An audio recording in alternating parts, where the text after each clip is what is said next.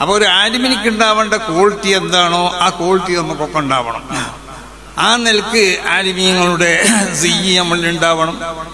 സിയ്യ് വേണ്ടെന്നൊക്കെ പറഞ്ഞ ചില ആളുകളുണ്ട്. മഹാനാവുന്ന യൂസുഫ് അബ്ദുസ്സലാം തങ്ങൾ പറയുന്നുണ്ട്, ഞാനൊരിക്കൽ പ്രസംഗിക്കാൻ ചെന്നപ്പോൾ മൂപ്പര് തൈലസാൻ എന്ന് പറഞ്ഞ സാധനം ഇട്ടില്ല തലയിൽ.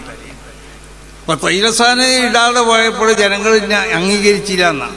അപ്പൊ എനിക്ക് മനസ്സിലായി എന്തോ ഒരു തകരാറുണ്ട്. മൂപ്പര് പോയി രണ്ടാമത് ആ തൈലസാനൊക്കെ ഇട്ട് വന്നപ്പോൾ അവര് ഞാൻ പറയണത് അനുസരിച്ചു. ആലിമാണെന്ന് മനസ്സിലാക്കണം. ആലിമിനോട് ഫത്വ ചോദിക്കപ്പെടണം.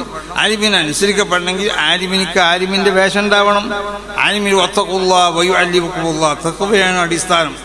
ആ തഖ്വനെ അടിസ്ഥാനമായി പഠിക്കുമ്പോഴേ ഇൽമു വർദ്ധിപ്പിക്കുള്ളൂ. ഇൽമിനെ അല്ലാഹു സുബ്ഹാനഹു വ തആല അവന്റെ ഹൃദയത്തിലേക്ക് ഇട്ടുതരും. അതുകൊണ്ട് റസൂൽ സല്ലല്ലാഹു അലൈഹി വസല്ലമ തങ്ങൾ വഹീനെ സ്വീകരിച്ചു. സാധാരണ നമ്മളെ കാതുകൊണ്ടും കണ്ണുകൊണ്ടുമാണോ റസൂൽ വഹീനെ സ്വീകരിച്ചത്? വഹീനെ കേട്ടത് അങ്ങനെയാണോ? അല്ല. നബി സല്ലല്ലാഹു അലൈഹി വസല്ലമ തങ്ങൾ വിശുദ്ധമായ നബിക്ക് ആ മുഖദ്ദസാവുന്ന റൂഹ് കൊണ്ടിട്ടാണ്. അപ്പൊ ആത്മാവ് കൊണ്ട് സ്വീകരിക്കപ്പെടാൻ പറ്റുന്നതായ അല്ലെങ്കിൽ മറ്റുള്ളവർക്ക് മനസ്സിലാക്കി കൊടുക്കാൻ പറ്റുന്ന ഒരവസ്ഥയിലേക്ക് നമ്മൾ എത്തണം.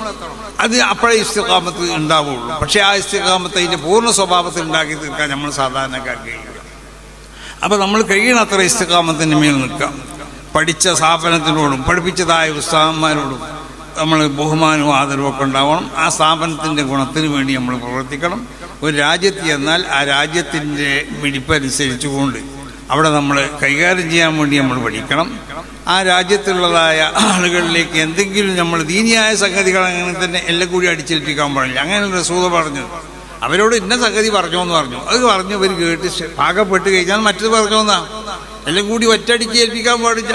അപ്പോൾ ഒരു മഹല്ലത്ത് ചെന്നാൽ ആ മഹല്ലത്തിൽ എങ്ങനെയാണ് നമ്മളവിടെ ചെയ്യേണ്ടത്? മനഃശാസ്ത്രപരമായി റസൂലുള്ളാഹി സ്വല്ലല്ലാഹു അലൈഹി വസല്ലം തങ്ങൾ അങ്ങനെയാണ് മനഃശാസ്ത്രപരമായാണ് റസൂൽ ദഅവത്ത് നടത്തിയത്.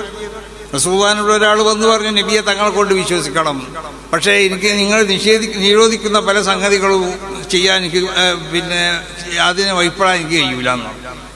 നിങ്ങൾ കള്ളുപിടിക്കേണ്ടെന്ന് പറഞ്ഞ് കള്ളുപിടിക്കാതിരിക്കാൻ എനിക്ക് കഴിയൂല, വ്യഭിചരിക്കേണ്ടെന്ന് പറഞ്ഞ് വ്യഭിചരിക്കാതിരിക്കാൻ, ഇങ്ങനെ പലതും നിരോധിക്കപ്പെട്ട പലതും ചെയ്യാതിരിക്കാൻ മൂപ്പർക്ക് കഴിയൂല എന്ന് പറഞ്ഞു.